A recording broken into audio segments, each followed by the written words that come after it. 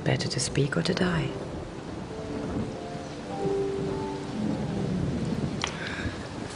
I'll never have the courage to ask a question like that.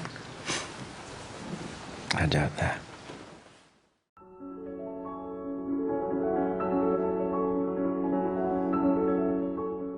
The 2017 film Call Me By Your Name is an adaptation of the 2007 novel by Andre Aciman.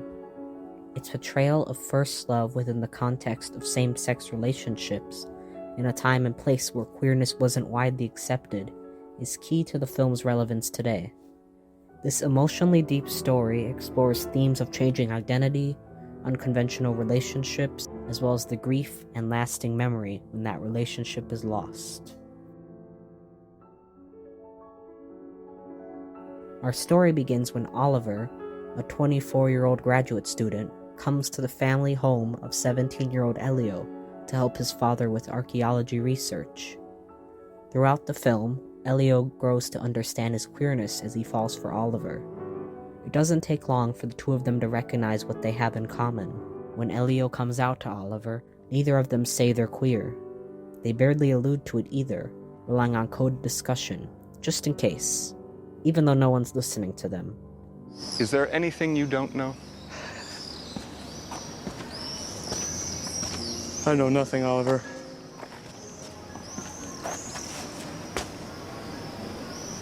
Well, you seem to know more than anybody else around here. Well, if you only knew how little I know about the things that matter. What things that matter?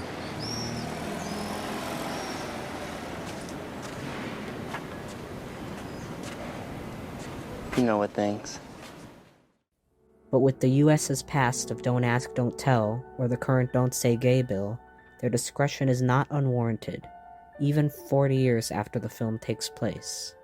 They each must decide whether acting on their attraction is worth the risk of being caught, a decision that was not taken lightly in the 80s, but continues to be a concern for queer people in the modern day. Elio gains an innate understanding of when it is and isn't safe to be open about his feelings for Oliver. Even while kissing drunk in the street, they are cautious. However, the relationship between Elio and Oliver may not actually be what's best for either of them. While they're swept up in the spark of love between them, it leads to a world of hurt, not to mention the 7-year age gap. Modern media continues to focus on the perfect first love, which against all odds will continue for the rest of their lives.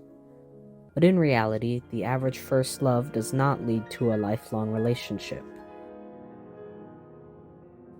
A common misconception is that Call Me By Your Name is a tragedy.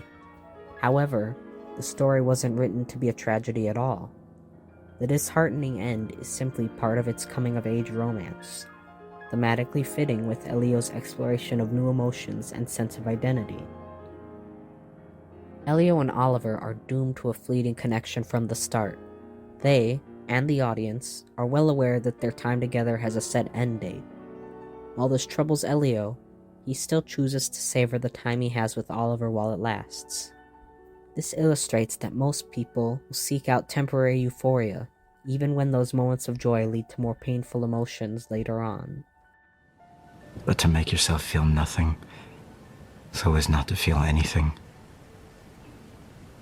What a waste.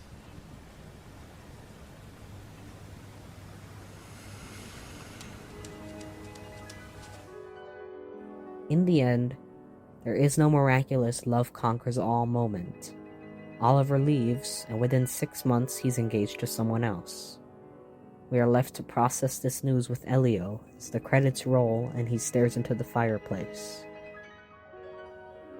While their relationship was inevitably fleeting, it'll never be forgotten. The two will cherish their summer together, even as they move on in the years to come. In this classic tale of first love and showcase of timeless emotions will continue to resonate with audiences.